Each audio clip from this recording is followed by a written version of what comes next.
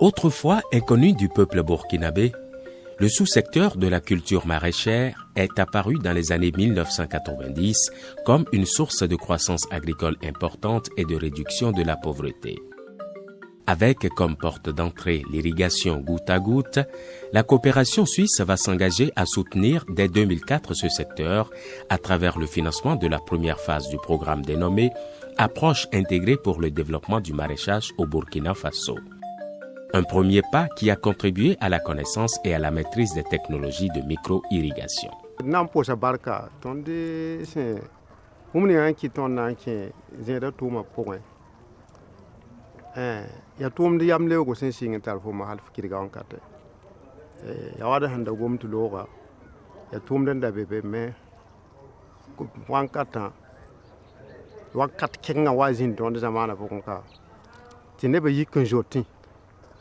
Lorde, sécheresse c'est n'en passe à yomde.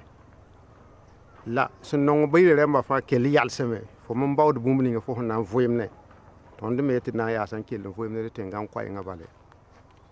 Vale nia di banambanda sin de mangi namba. Tongo yo manundi.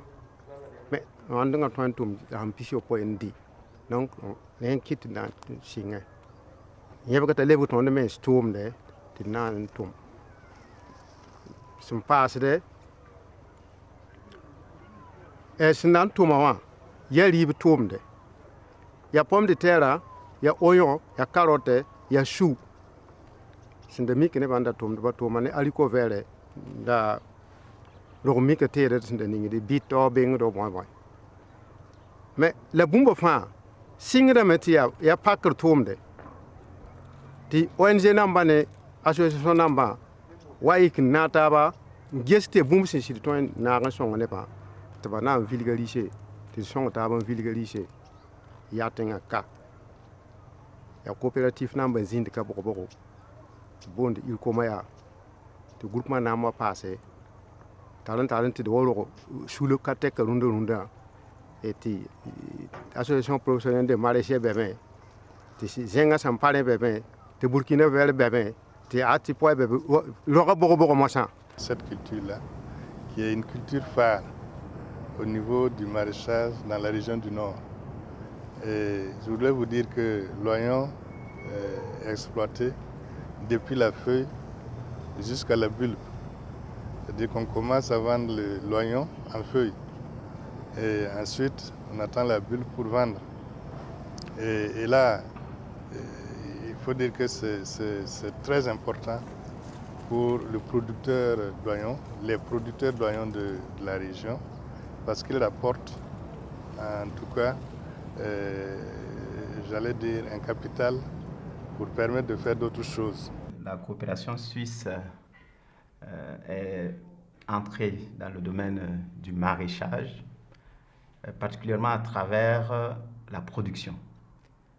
Notamment l'innovation, l'irrigation goutte à goutte. Ces besoins s'est fait sentir avec les sécheresses, la pluviométrie, les changements climatiques. Les producteurs n'arrivaient plus à faire plus d'une saison de production. C'est ainsi que a été lancé un programme de recherche financé par la coopération suisse qui a regroupé 2 centres de recherche.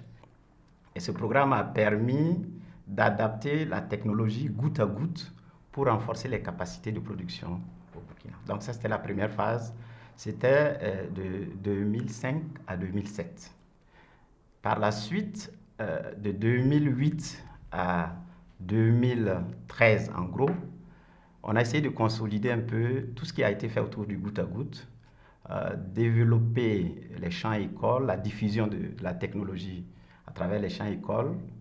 On a également travaillé à disponibiliser la technologie en soutenant des privés qui ont pu faire en sorte qu'on ait des kits en tout temps et en tout lieu au Burkina et à des coûts réduits. Les coûts ont été réduits de près de 40%. Et ça, c'est vraiment, à la fin de ce projet, la technologie était maîtrisée. Et l'État a pris le relais et on a senti le besoin maintenant de passer des questions de production aux questions de marché. De 2011 à 2014, le programme de développement du maraîchage va permettre la mise à la disposition des producteurs des compétences, des outils et des espaces de formation opérationnelle, l'amélioration des connaissances des producteurs et l'augmentation des rendements avec 8 552 maraîchers formés, dont 3 591 femmes, soit 42%. Le renforcement des capacités des organisations de producteurs et de commerçants de produits maraîchers. J'ai bénéficié d'un appui du projet PAMEFA.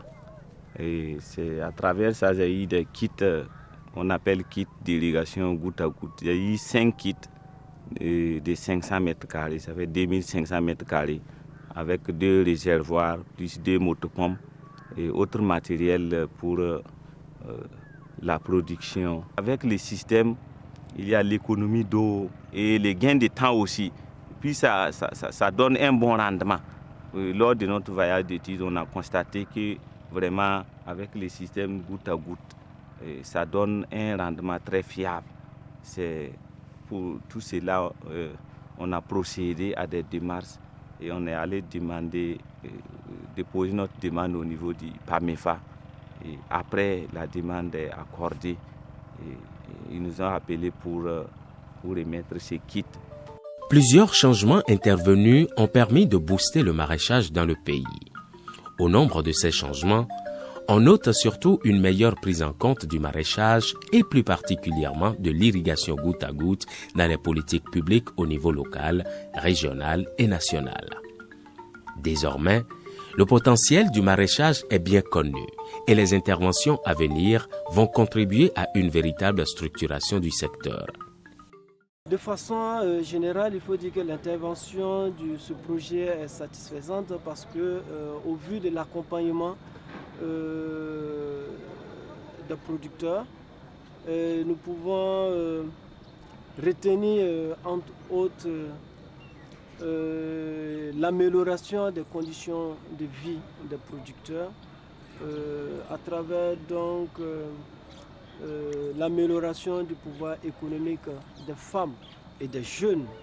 Se fondant sur les résultats probants des programmes précédents permettant de mettre sur orbite le secteur du maraîchage, le programme d'appui à la modernisation des exploitations agropastorales familiales PAMEFA a été lancé pour permettre aux maraîchers ainsi qu'à leurs organisations des régions du nord et du centre-ouest du Burkina Faso d'accroître significativement leur rendement.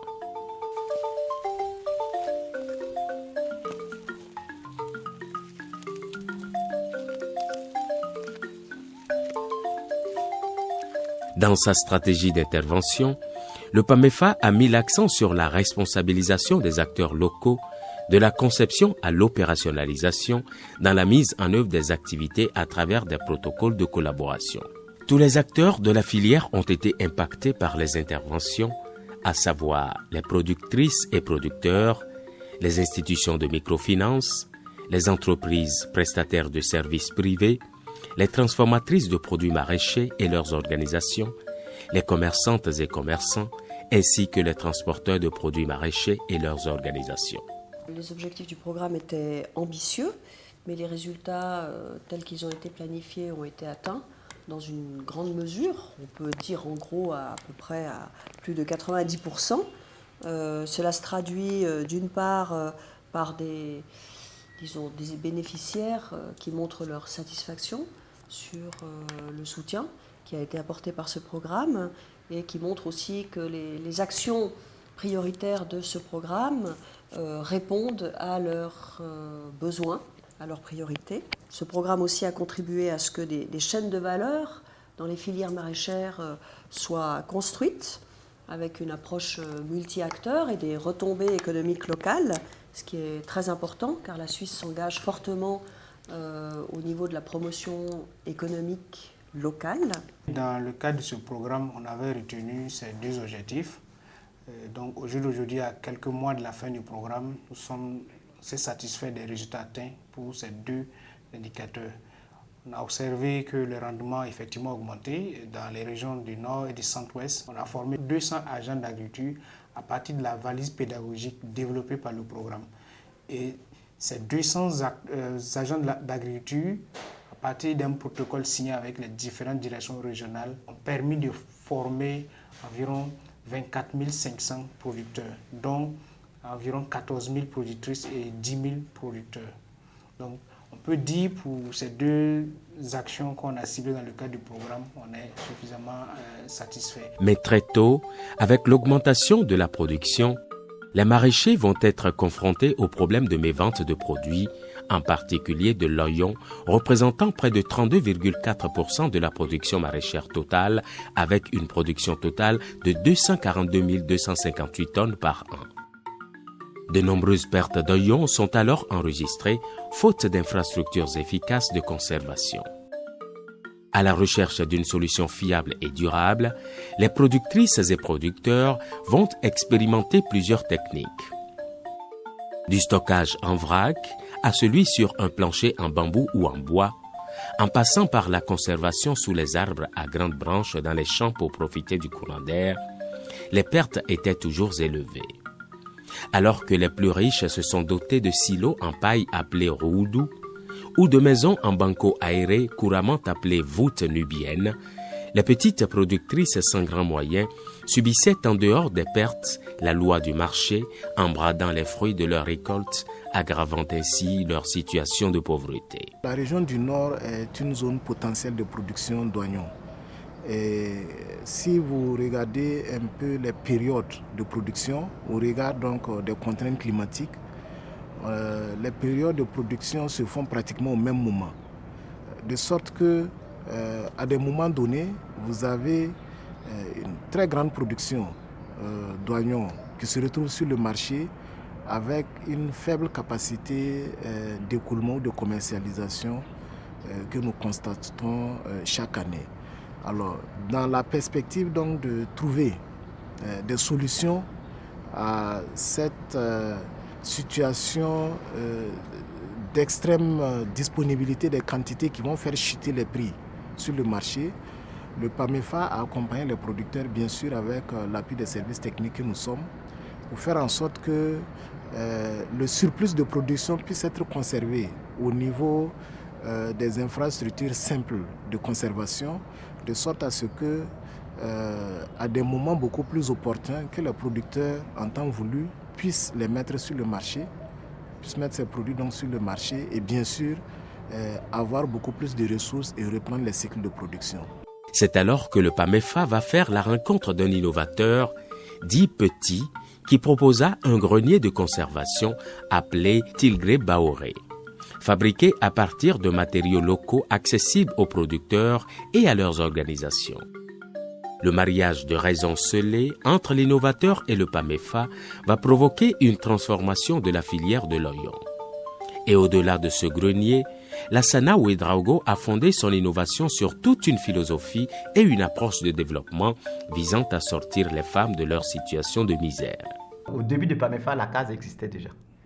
On avait déjà fait le lancement de la case en 2012, la première case. Donc en fait, l'idée de la case est sortie à la fin, en fin 2011, quand la coopération suisse nous a suggéré de renforcer les organisations de producteurs pour qu'ils prennent le relais dans la mise en œuvre des programmes. Et c'est dans cette dynamique-là qu'on a accompagné les organisations de producteurs du Nord, dont Atipoy, Aspemi, etc., à mettre en place le GIE, le groupement d'intérêt économique. Et à la fin, on les a accompagnés pour élaborer un plan d'action de ce GIE-là. Et dans le diagnostic pour l'élaboration de ce plan d'action du GIE, qui devrait couvrir une période de 3 ans, la question de la conservation là, est ressortie de façon forte, et notamment de la part des femmes. De là-bas, Petit est parti, il a eu l'idée, il a dit non, lui va nous proposer quelque chose. Il a fait ses dessins, puis il est revenu vers nous. Bon, on a été un peu hésitant, mais par la suite, on s'est dit, sautons dedans. Ça peut être une occasion d'avoir une alternative, une case à un coût abordable qui pourrait résoudre les problèmes des producteurs.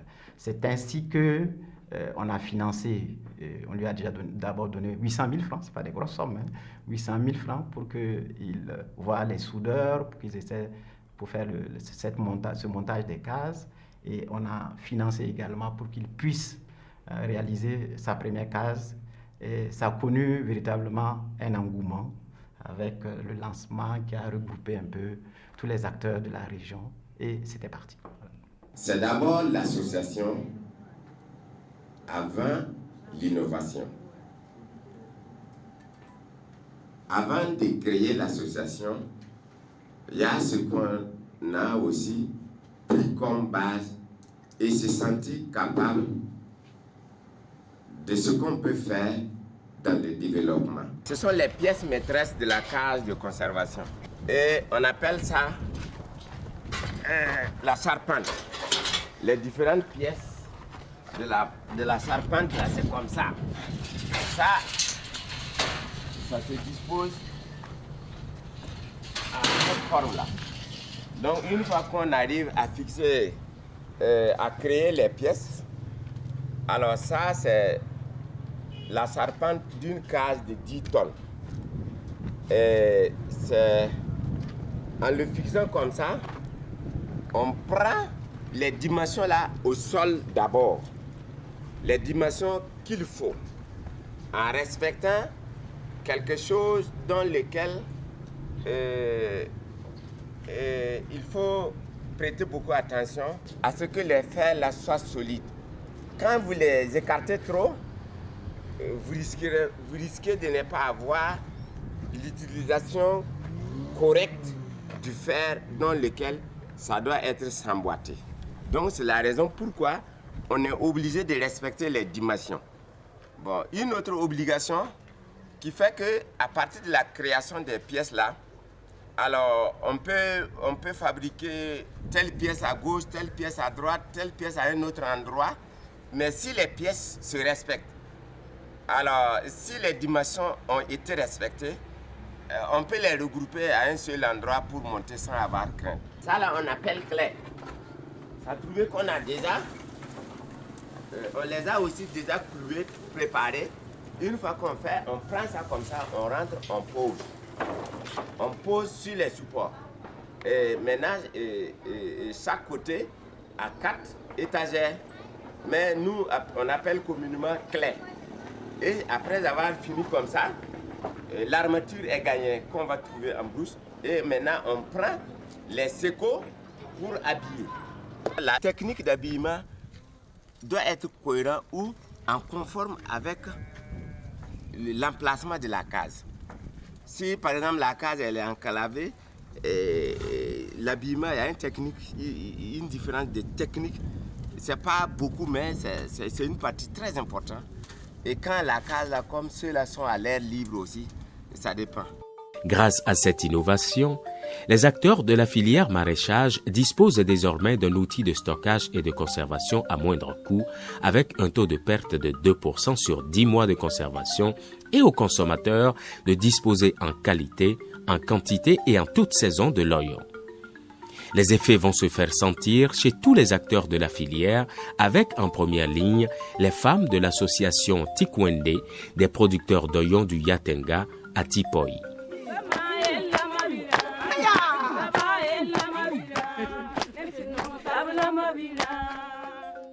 Avec la conservation, l'autonomisation des femmes est une réalité grâce à l'augmentation de leurs revenus, leur permettant de faire progressivement dos à l'insécurité alimentaire et de mieux s'occuper de leurs enfants et de toute la famille. Ce n'est pas mes femmes et je pense que waouh, bal sont waouh tu vois pas grand de balai. Ton man coopérative, société de caution mutuelle. Ton manere, les pas mes femmes télé ton de manere, ton de manere fan. Waouh, gomme. La CNE wa conserve gamba dans cause, mam si était un combo food number. A si de song ma. Bal, for saying mam yanka gamba dans cause. In killing them se pas si yanka mam be a food date. Mam si de palmer lead kanga.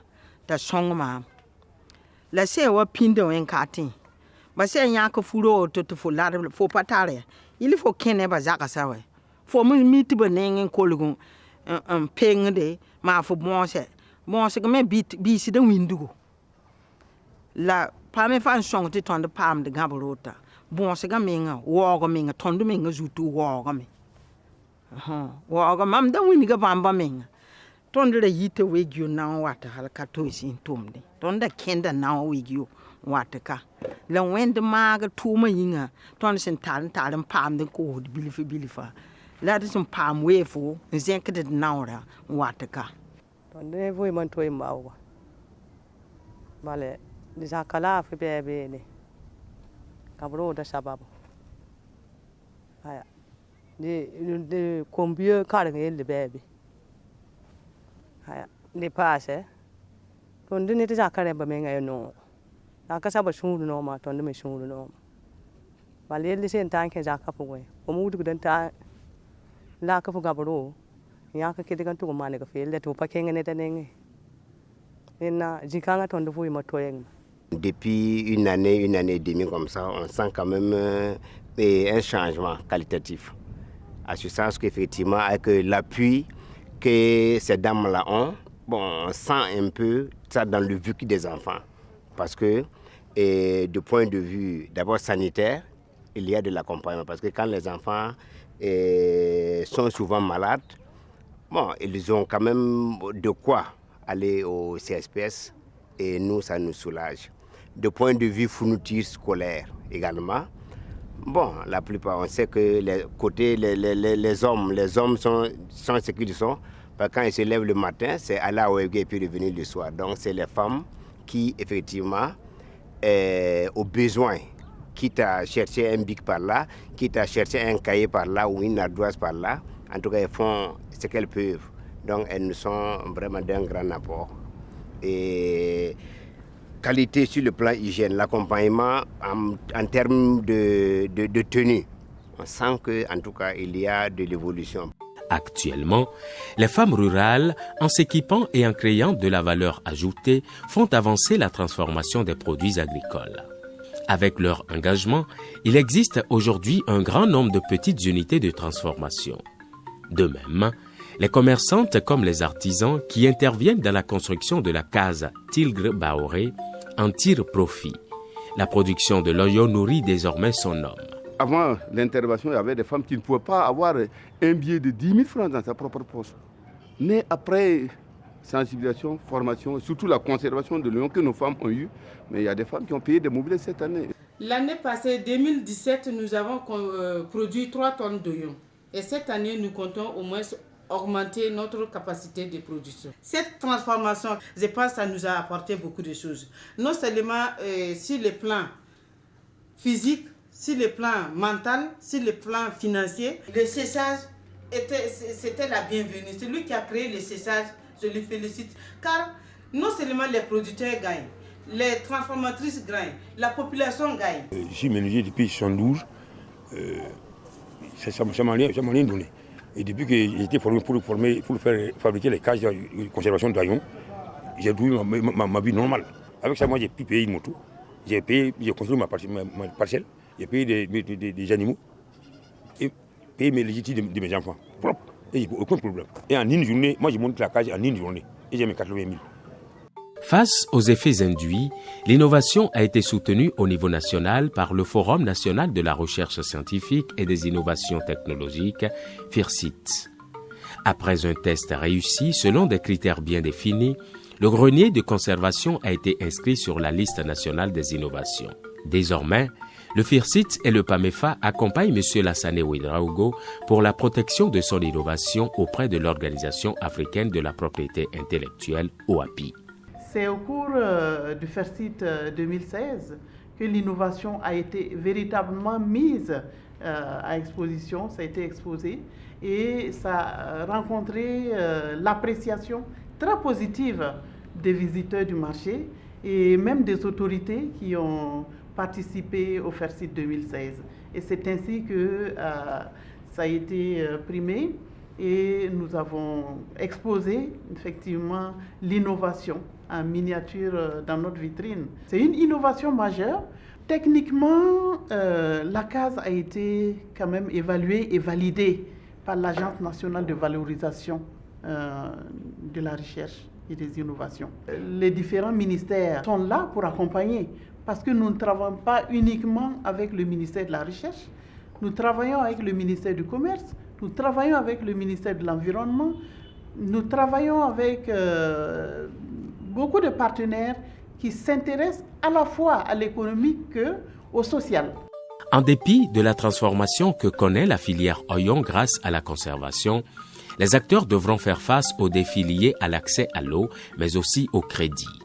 Surtout l'accès au foncier pour les femmes reste un véritable obstacle malgré l'accompagnement dont bénéficient quelques-unes pour l'obtention de l'attestation de possession foncière rurale, APFR, dans certains villages.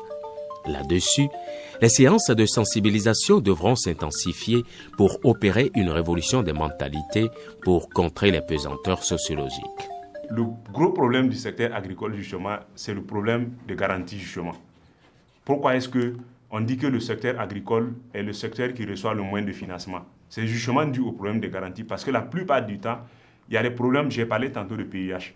Il y aura des producteurs qui ont des titres fonciers pour pouvoir venir déposer et prendre un crédit. Donc, à défaut du titre foncier, on leur demande des garanties matérielles, genre les équipements que nous finançons. On peut prendre l'équipement en garantie. On prend l'équipement en garantie et quand il finit de rembourser le crédit, on lui donne les pièces de l'équipement, genre la motopompe.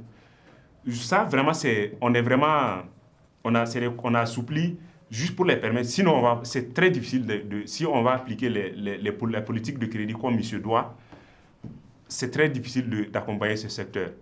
Pour les femmes, vraiment, ce n'est pas facile d'avoir les terrains. On a beaucoup de difficultés là-dessus. Puisque les propriétaires terrains, et ils travaillent sur le terrain en saison pluvieuse. Et c'est après maintenant, la saison cesse, qu'on nous donne un peu. Et même ils travaillent sur le terrain là-bas avec nous. À l'heure actuelle, même si tu veux un terrain, par exemple, si tu commences à travailler, tu as travaillé sur ce terrain, tu connais ce que tu peux produire sur ce terrain. Maintenant, même si tu veux le terrain là pour payer, on ne peut pas te le vendre. On te dit non, tu vas produire. Toi, tu travailles pour l'instant, et maintenant, quand la personne veut, il te veut.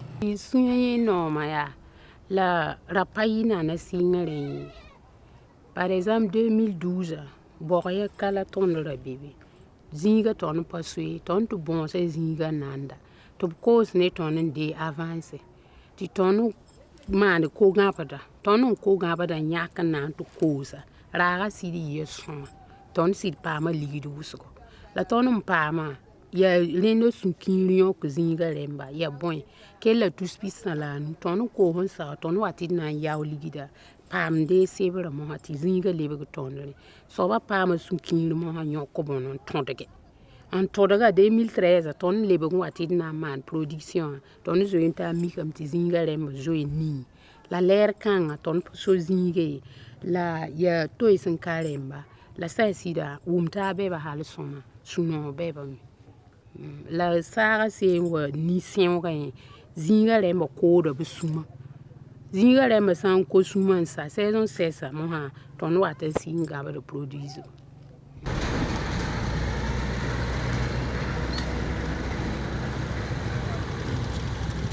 C'est un processus de longue haleine. Nous avons fait beaucoup. On a en tout cas des résultats, mais il reste encore beaucoup à faire. Le blocage, on s'est dit que c'est un peu culturel. Quand on parle de dire que cette terre appartient à une femme, ce n'est pas dans les habitudes. On se dit que mon grand-père n'a pas fait, et mon père ne l'a pas fait, ça ne passera pas par moi. Généralement, c'est comme ça. Mais bon, on se dit qu'avec l'information, avec la sensibilisation, et les plaidoyers que nous sommes en train de faire en mettant ensemble beaucoup d'acteurs qui se partagent en tout cas les expériences, on se dit que petit à petit, on fera en tout cas un grand pas.